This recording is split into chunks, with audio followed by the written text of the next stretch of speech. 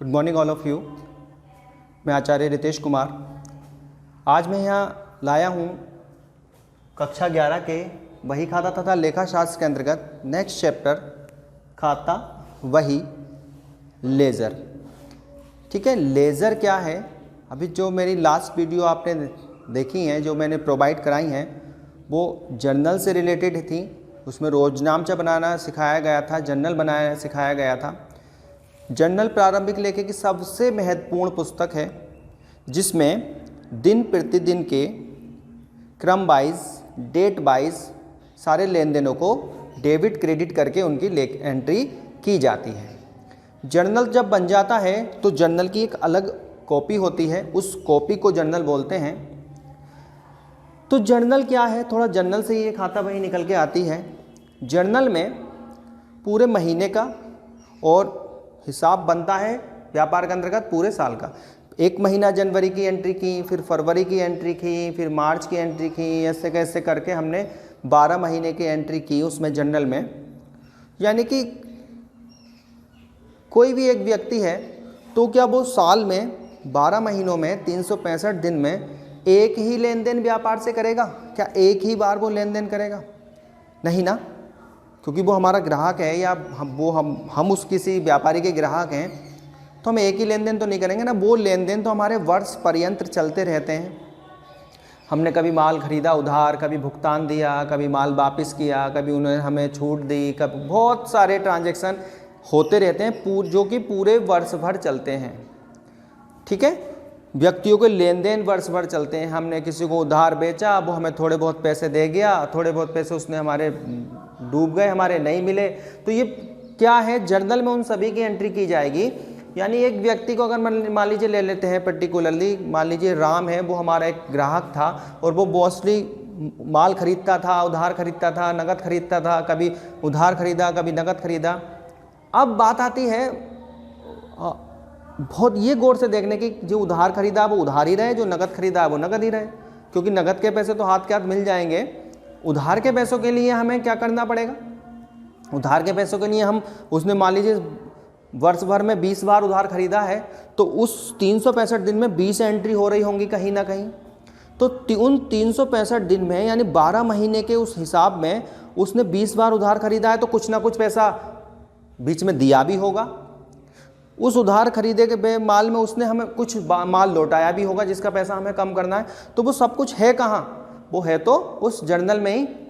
अगर वो आज हमारे पास आता है और कहता भैया हमारे पास कितने रुपए निकलना है ज़रा बता दो, अब हमें रुपए निकालने के लिए ये देखना पड़ेगा उसने टोटल माल कितना खरीदा, उसने अब तक कितना पैसा हमें चुका दिया, कितने रुपए का माल उसने वापस कर दिया, कितने रुपए की हमने उसको छूट दे दी। ये सारी चीज़ें हमें ढूंढने के लिए क्या करना पड़ेगा? उस 365 दिन के जर्नल को पलटना पड़ेगा, और जिसमें मोस्टली बहुत टाइम भी लगेगा और हो सकता है कुछ हिसाब में गड़बड़ भी हो जाए। इसी गड़बड़ से बचने के लिए, या क्योंकि जर्नल तो एक तरह से खिचड़ी है। खिचड़ी क्या है? उसमें सभी प्रकार के, सभी नेचर के, चाहे वो व्यक्तिगत खाते हों, चाहे वो वास्तविक खाते हों, चाहे वो अवास्तविक खाते हों, चाहे वो कुछ भी एंट्री हो, वो सारी की सारी कहाँ जाती हैं? जर्नल में जाती हैं। तो अब उस राम व्यक्ति का हिसाब निकालो। कैसे निकालना है? ढूंढो, पलटो जर्नल। तो कितना कठिन कार्य होगा ये? बहुत कठिन कार्य होगा, है ना। इसलिए अगर हमारे पास राम का कहीं अलग हिसाब लिख रहा होता, हम कोई एक ऐसी कॉपी और बना लेते जर्नल के साथ साथ, जो केवल राम का ही हिसाब रखती कि भैया राम ने इस डेट में इतना खरीदा, फिर राम ने इस डेट में इतना खरीदा, फिर राम ने इस डेट में इतना खरीदा, फिर राम ये इतने रुपए हमें दे गया था, राम ने इतने रुपए हमें माल वापस कर दिया था, इतने रुपए हमने डिस्काउंट दे दी। तो अब हमें जर्नल देखने की आवश्यकता नहीं होती। हम वो राम का पेज खोलते, जिसको हमने राम का अलग हिसाब बना रखा है, उसमें हम देख के 1 मिनट में हिसाब लगा के उसको बता देते कि भैया तेरे इतने रुपए निकल रहे हैं। यानी जर्नल में जो भी व्यवहार आते हैं वो कई बार आते हैं, उन्हें देखकर पर्टिकुलर एक हिसाब बताना बड़ा कठिन होता है। इसलिए जर्नल के बाद जर्नल में आए हुए खातों के जितने भी खाते आए, उन सब का अलग अलग हिसाब बनाया जाता है। और उस अलग अलग हिसाब बनाने के लिए एक नई पुस्तक, एक नया रजिस्टर और लिया जाता है, जिस रजिस्टर को खाता बही या लेजर कहते हैं। इस लेजर में खिचड़ी नहीं होती। एक पेज पर किसी एक व्यक्ति का खाता होता है। वो पेज केवल उसी व्यक्ति से संबंधित या उसी मत से संबंधित खातों को लिखने के लिए होता है। आगे नेक्स्ट पेज पर दूसरी मत से संबंधित खाता होता है और आगे रजिस्टर में एक इंडेक्स होता है जिसमें ये लिखा होता है कि किस पेज पर किसका खाता है। तो अब राम आया तो हम राम को देखकर राम का हिसाब बनाएंगे कि भैया ये राम का हिसाब है, राम आया है, तो हम कौन सा खाता खोलेंगे? मोहन का खाता तो नहीं खोलेंगे। हम कहाँ जाएंगे? हम राम के खाते में जाएंगे, लेजर उठाएंगे और राम का पेज खोल के उसको ये बता देंगे कि भैया ये तुम्हारा इतना हिसाब है। मोहन आया तो मोहन का हिसाब देख के हम बता देंगे। मान लीजिए मालिक पूछ रहा है कि इस समय व्यवसाय में कितनी कैश है, तो हम कैश अकाउंट उठाएंगे, लेजर में जाएंगे और जो हमारा कैश अकाउंट है जहां हम नगद प्राप्ति और नगद भुगतान लिखे हैं उस कैश रजिस्टर को उठाएंगे, लेजर को उठाएंगे और कैश अकाउंट खोलकर उनको ये बता देंगे कि भैया इतने रुपए हैं हमारे पास। हमें गिनने की ज़रूरत भी नहीं है, हमें ये भी बताने की ज़रूरत नहीं है कि, और कैश रजिस्टर देख के हम ये भी बता सकते हैं कि हमने किसको कितना कब भुगतान दिया और किससे कितना हमें कब भुगतान मिला। यानी जर्नल की सहायता से हम पर्टिकुलरली किसी भी एक मद का, एक खाते का हिसाब नहीं बना सकते। उन जर्नल में आए हुए विभिन्न खातों को अलग अलग हिसाब बनाने के लिए हमें अगली पुस्तक उठानी ही पड़ती है, उसका हिसाब अलग से बनाना ही पड़ता है। और जर्नल डेली के लिए और अलग अलग हिसाब बनाने के लिए हम जिस पुस्तक का इस्तेमाल करते हैं वो खाता बही या लेजर कहलाती है। जर्नल जो है, जर्नल की सहायता से, जर्नल प्रारंभिक लेखे की सबसे महत्वपूर्ण और प्रथम पुस्तक है, उसके बाद प्रारंभिक लेखे की पुस्तक आती है खाता बही। खाता बही के अंतर्गत जो जर्नल एंट्री की है, मान लीजिए जर्नल एंट्री की है, मेरे पास एक क्वेश्चन है, जो क्वेश्चन मैंने आपको सबसे पहले वीडियो में दिया था वो क्वेश्चन में लाया हूँ यहाँ। इसमें जर्नल एंट्री है cash account debit to capital account, purchase account debit to cash account. यानी हम यहाँ एक चीज़ सर्च कर सकते हैं कि इस जर्नल में ये जर्नल एंट्री है, ये जर्नल दिया है यहाँ पर एक 4 एंट्री ये दी गई हैं, बाकी ये एंट्री दी गई हैं। तो इनमें, इन एंट्रियों में भिन्न भिन्न खातों के नाम आए हैं। वो खाते कौन कौन से हैं, क्योंकि उन सब का हमें अलग हिसाब बनाना है। तो कोई भी खाता छूटना नहीं चाहिए और कोई भी अकाउंट का नाम दोबारा नहीं आना चाहिए। तो मैं एक बार काउंट करके आपको दिखा देता हूँ। पहली एंट्री थी cash account debit to capital account, यानी कि पहला आया कौन सा? Cash account. दूसरा आया कैपिटल अकाउंट, 2 आए। अगली एंट्री में, इस एंट्री से हमें 2 मिले, purchase account debit to cash account, इसमें हमें मिला तीसरा अकाउंट कौन सा? Purchase account.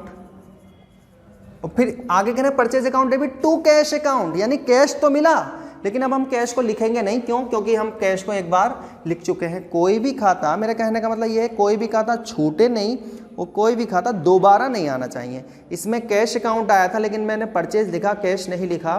क्यों? क्योंकि कैश में पहले नंबर पे लिख चुका हूँ। अगली एंट्री में देखूंगा stationery account debit to cash account,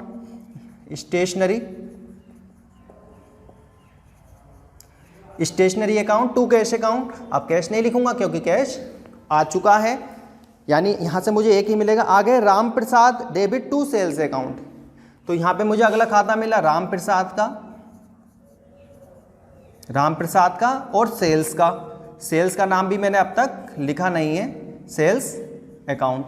यहाँ हमें इतने खाते इसमें मिल गए हैं। आगे furniture account debit to cash account, तो कैश मिल चुका है तो हमें क्या लिखना है? केवल 7वें नंबर पे furniture account, to cash account, cash लिखेंगे नहीं क्योंकि लिख चुके। Purchase account debit to Jayprakash, अब परचेज अकाउंट नहीं लिखेंगे क्योंकि परचेज हम लिख चुके हैं। तो हमें कौन सा खाता लिखना पड़ेगा?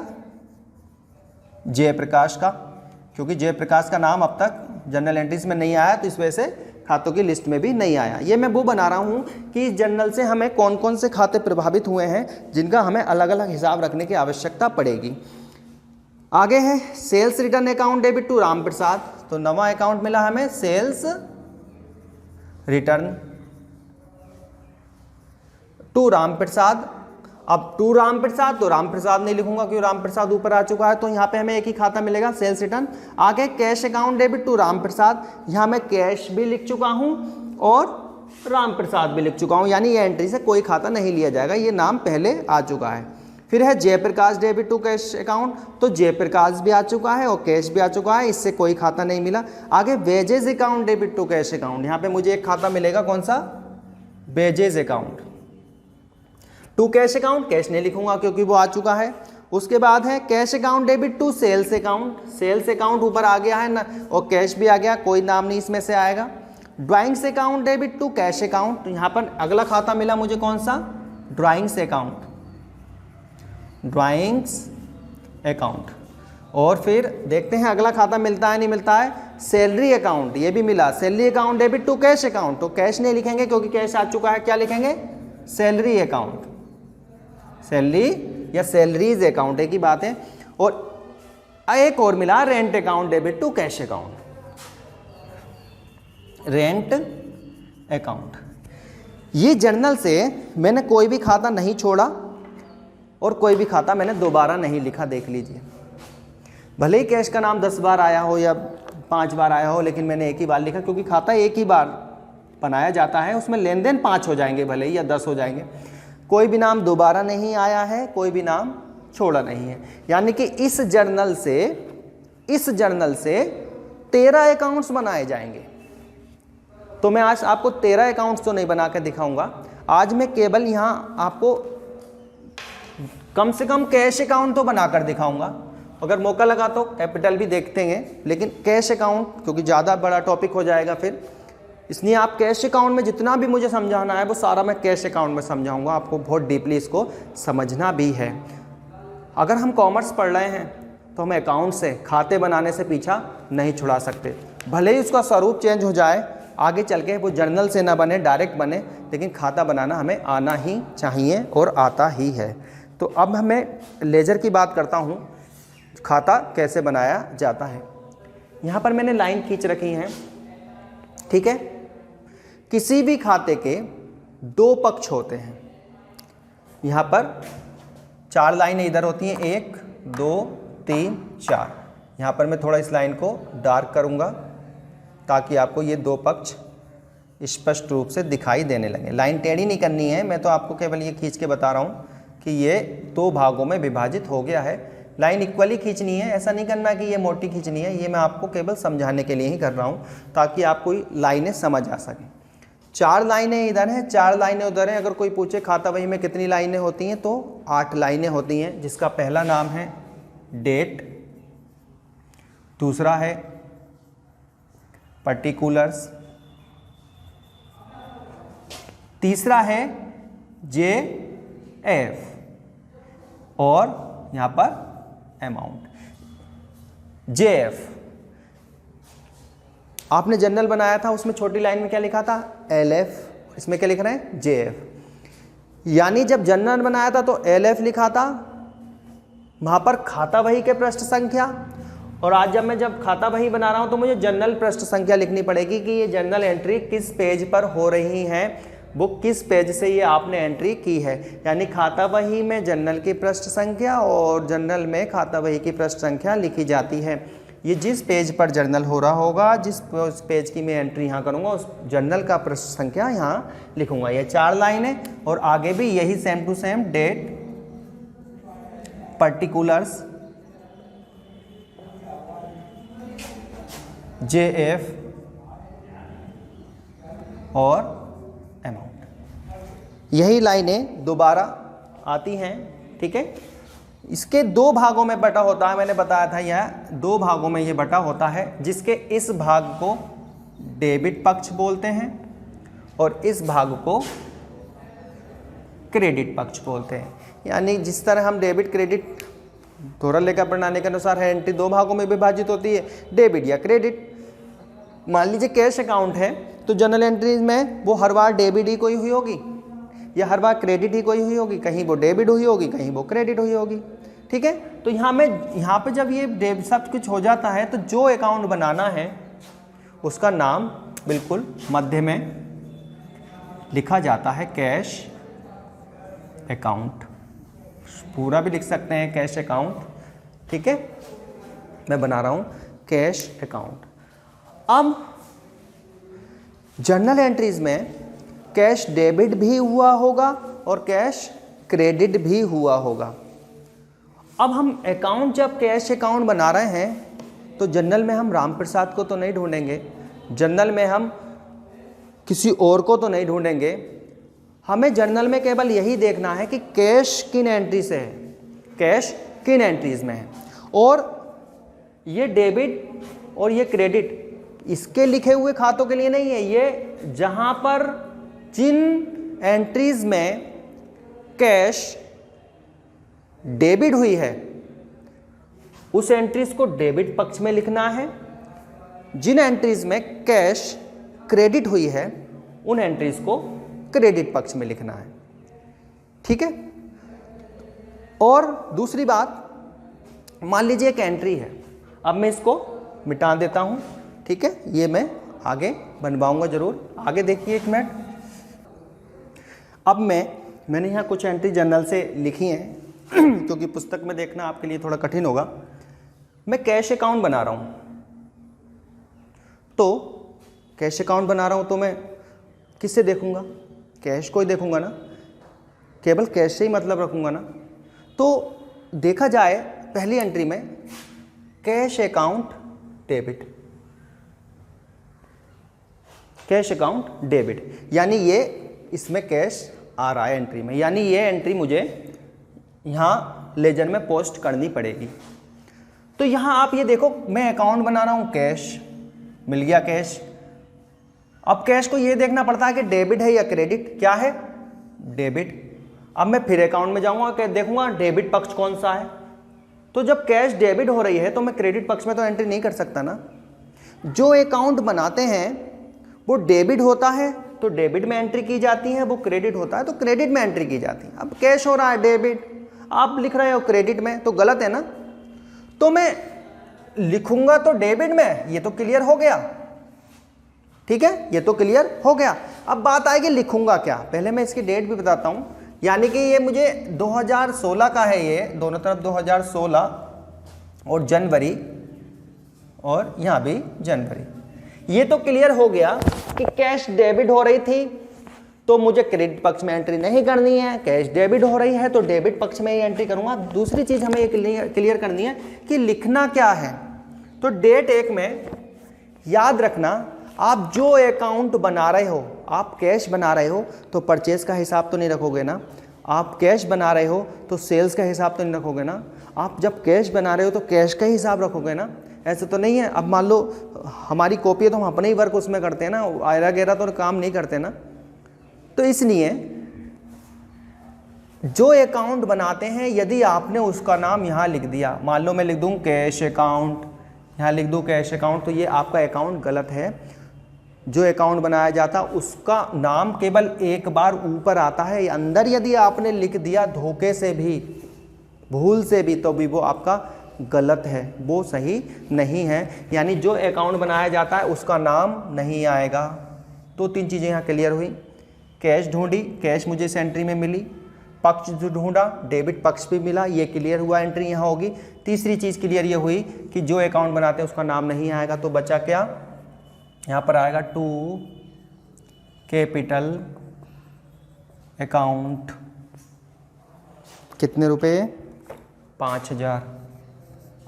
यानी एक बात सिद्ध यहाँ हुई कि डेबिट पक्ष में क्रेडिट वाली एंट्री की जाती है, डेबिट पक्ष में क्रेडिट वाली एंट्री, यानी जो जर्नल में आपने 2 लिखी हैं वो सारा 2 इधर आता है। ये डेबिट पक्ष में क्रेडिट वाली एंट्री और क्रेडिट पक्ष में डेबिट वाली एंट्री लिखी जाती हैं, ठीक है। और क्रेडिट पक्ष में उल्टा इसका क्या, यहाँ पर डेबिट वाली एंट्री लिखी जाती हैं, डेबिट वाली एंट्री जो आपने जर्नल में डेबिट की हैं। क्रेडिट में डेबिट, डेबिट में क्रेडिट, आप समझ जाइए।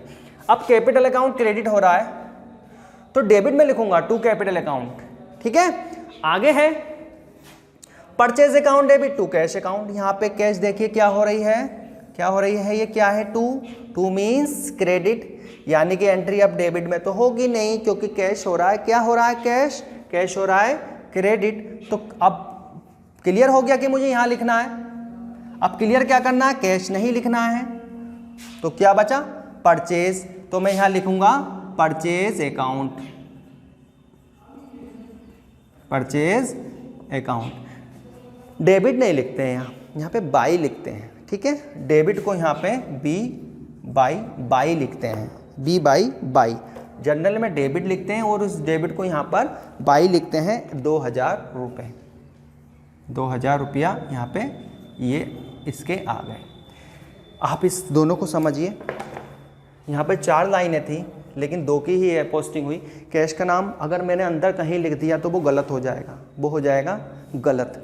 तो कैश छोड़कर टू कैपिटल डेबिट पक्ष में, कैश छोड़कर बाई परचेज क्रेडिट पक्ष में लिखी है, क्योंकि इस एंट्री में कैश हो रही थी डेबिट और इस एंट्री में कैश हो रही थी क्रेडिट।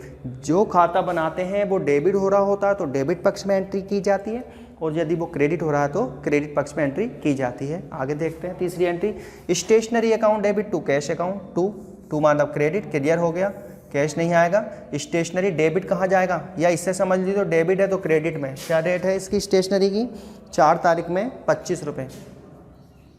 बाई स्टेशनरी अकाउंट 25 रुपये, ठीक है, कैश नहीं लिखा मैंने। आगे furniture account debit to cash account, ये भी डेबिट है तो ये भी वहीं जाएगा फर्नीचर अकाउंट डेबिट। 9 तारीख में बाई फर्नीचर अकाउंट, कितने रुपए, 200 रुपये। आप देख लीजिए यहाँ पे मैं सारी डेबिट वाली मदे ही लिखूंगा। क्रेडिट में हमेशा डेबिट और डेबिट में हमेशा क्रेडिट ही लिखा जाता है। यदि मैं कोई भी टू वाला सेक्शन यहाँ लिख देता हूँ, जो टू लाइन है यानी जो क्रेडिट हुआ, तो मेरा खाता अपने आप गलत हो जाएगा। मैं क्रेडिट में डेबिट वाली लिख रहा हूँ और डेबिट में क्रेडिट वाली लिख रहा हूँ, कहीं भी अंदर कैश नहीं लिख रहा हूँ, कैश को मैं छोड़ता हुआ चल रहा हूँ। आगे Ram Prasad debit to sales account, देखिए इस एंट्री को गौर से, Ram Prasad debit to sales account. इसमें तो कैश है ही नहीं, ना डेबिट हो रही ना क्रेडिट हो रही, तो इस एंट्री को छोड़ दिया जाएगा, ये कैश अकाउंट में नहीं आएगी। क्यों, क्योंकि मैं कैश अकाउंट बना रहा हूँ। जिन एंट्रियों में कैश है मुझे उसी से मतलब है, जिन एंट्रियों में कैश नहीं है, ना कैश आई है ना गई है, तो मैं उस एंट्री को इस कैश अकाउंट में नहीं लिखूंगा। जब मैं राम प्रसाद लिखूंगा तब राम प्रसाद देखा जाएगा, जब राम प्रसाद का खाता बनाऊंगा, यानी राम प्रसाद, और जब सेल्स अकाउंट बनाऊंगा तब इस एंट्री से मतलब होगा, अभी इस एंट्री से मतलब नहीं है। यानी मैं केवल उन्हीं एंट्रियों को चुनूंगा जिनमें कैश हो, ठीक है। जिन एंट्री में कैश नहीं है उसको मैं छोड़ दूंगा। इसमें कैश का नाम नहीं था, इस एंट्री को जनरल में यानी कैश में नहीं लिखा जाएगा, कैश अकाउंट में। आगे है cash account debit to Ram Prasad, यहाँ पर है कैश और डेबिट हो रही है, तो टू में क्या पहुँचेगा, टू राम प्रसाद। इसमें है cash account debit to Ram Prasad, ये है 20 तारीख में, 20 तारीख में टू राम प्रसाद। ये देख लीजिए राम प्रसाद को कितने रुपए हैं, 500। उसके बाद purchase account debit to Jayprakash, इसमें भी कैश का नाम नहीं है, इस एंट्री को मैं छोड़ दूंगा, इसमें भी कैश का नाम मुझे नहीं मिला। आगे है Jayprakash debit to cash account, तो यहाँ कैश हो रहा है क्रेडिट, तो जयप्रकाश कहाँ पहुँचेंगे, जयप्रकाश डेबिट हो रहा है ना, तो जयप्रकाश कहाँ पहुँचेंगे, ये पहुँचेंगे इधर। ये है Jayprakash debit to cash account 22 तारीख में, बाई जयप्रकाश। कितने रुपए हैं जयप्रकाश के, 800, ठीक है। यानी कि जिन एंट्रीज में कैश का नाम हो रहा है उन्हीं को मैं चूज कर रहा हूं, और क्रेडिट में डेबिट वाला लिख रहा हूं और डेबिट में क्रेडिट वाला लिख रहा हूं, कैश का नाम मैं कहीं भी नहीं लिख रहा हूं, ठीक है। और भी एक एंट्री और आपको मैं कराता हूं इसमें, salary account debit to cash account, तो salary account debit to cash account, to cash credit हो रहा है ना इसमें, तो कैश क्रेडिट हो रहा है तो सैलरी कहाँ पहुँचेगी, यहाँ पर। ये डेट है 31 तारीख में, बाई सैलरी अकाउंट। कितने हैं, 200 रुपये, कितने लिख देते हैं, चलिए 100 रुपये हैं, ठीक है। ये मैं आपको आज रूल्स बना रहा हूँ, मैं पूरा अकाउंट आपको जनरल के हिसाब से बना कर नहीं दे रहा, उसमें काफ़ी टाइम हो जाएगा। जो चीज़ें समझाने की थी वो मैंने समझा दी हैं, उसको मैं एक बार रिपीट और कर रहा हूँ। अगर आपको अकाउंट समझने हैं तो इस बात को जो मैं बोल रहा हूँ इसको बार बार समझना है। जितने खाते जर्नल से बनाने होते हैं, जितने खाते हमें जर्नल से बनाने होते हैं उसको हम लिख लेते हैं, और जो खाता बनाना है, कैश अकाउंट बना रहा हूं तो जर्नल में मैं केवल कैश को ही ढूंढूंगा, और उस जर्नल में यदि कैश डेबिट हुई है तो कैश को नहीं लिखूंगा, कैश को तो ना मैं 2 में लिखूंगा डेबिट में, ना क्रेडिट में लिखूंगा। उसका दूसरा खाता कौन सा है, कैश अकाउंट डेबिट छोड़ दिया, क्या बचा, 2 कैपिटल अकाउंट, तो मैं क्या लिखूंगा 2 कैपिटल अकाउंट। अब दूसरी entry purchase account debit 2 cash account, अब मैं 2 कैश को छोड़ दूंगा, क्या बचा, परचेज अकाउंट। ठीक है, तो ये इस तरह एंट्री बन। तो आज की वीडियो में मैंने आपको ये बताया कि जर्नल से खाता बही में किस तरह एंट्रीज को पोस्ट किया जाता है। आज मैंने आपको कुछ ही एंट्री बताई थी। अब मैं जब नेक्स्ट वीडियो लेके आऊँगा तो इस जर्नल के सारे अकाउंट्स आपको बनाकर दिखाऊंगा। जब तक के लिए धन्यवाद, गुड बाय।